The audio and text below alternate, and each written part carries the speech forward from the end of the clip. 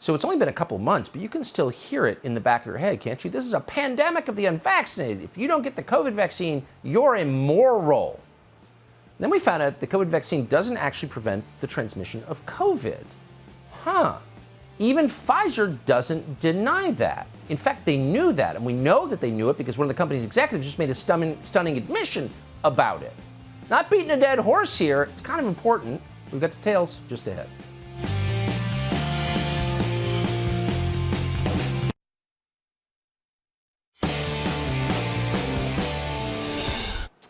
Well, even the zombies in Brookline aren't defending Tony Fauci anymore. He's been unmasked as the sinister buffoon he is. But it wasn't that long ago he was in charge of everything. And when he was in charge of everything, he told us repeatedly that if you get the COVID vaccine, you're not going to get COVID, period. We know that. And we're quoting, "You become a dead end for the virus," said Tony Fauci. And so widely accepted was that statement that Twitter banned anyone who disagreed with it or even questioned it as part of its COVID misinformation policy.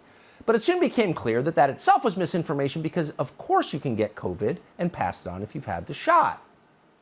And in fact, that shouldn't be surprising because Pfizer, which made the vaccine, never even tested to see if it prevented the transmission of COVID. What?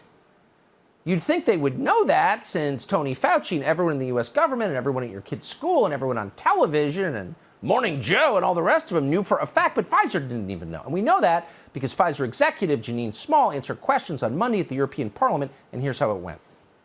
Was the Pfizer COVID vaccine tested on stopping the transmission of the virus before it entered the market? If not, please say it clearly. If yes, are you willing to share the data with this committee? And I really want a straight answer, yes or no, and I'm looking forward to it. Thank you very much. Regarding the question around, did we know about stopping immunisation before it's entered the market? No. We had to really move at the speed of science to really understand what is taking place in the market. Oh, the speed of science! That's the speed at which you're moving too fast to do science. And you just sort of hope for the best and yell at anyone who disagrees with your preferred and hoped for outcome. The speed of science.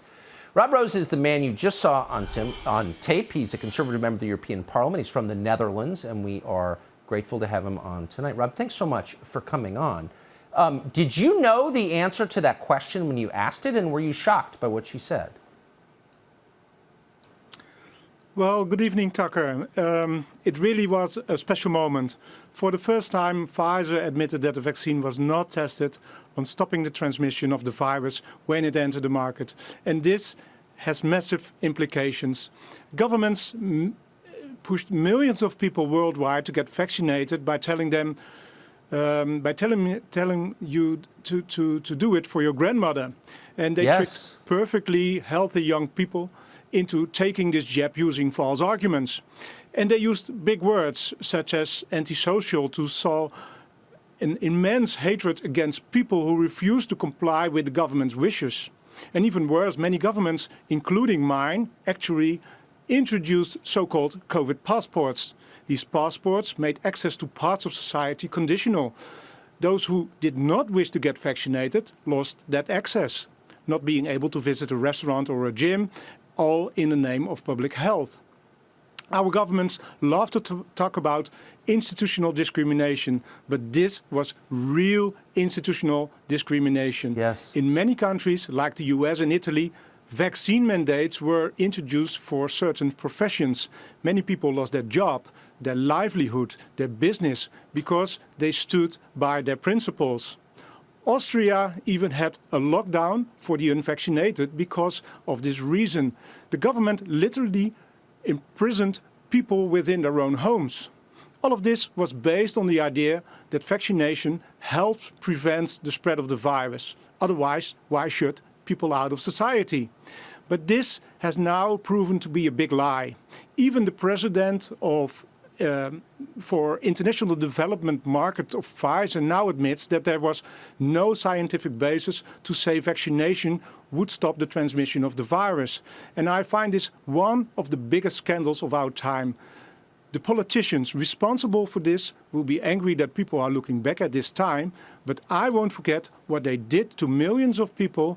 And if we are a democracy, we should have accountability. And that's what I'm calling for. Yes. If we are a democracy, and by the way, Pfizer knew this. None of its executives bothered to correct these politicians, and yet no Pfizer executive has been charged with the crime they committed, which is pretty unbelievable. I wish we had more politicians like you in Washington.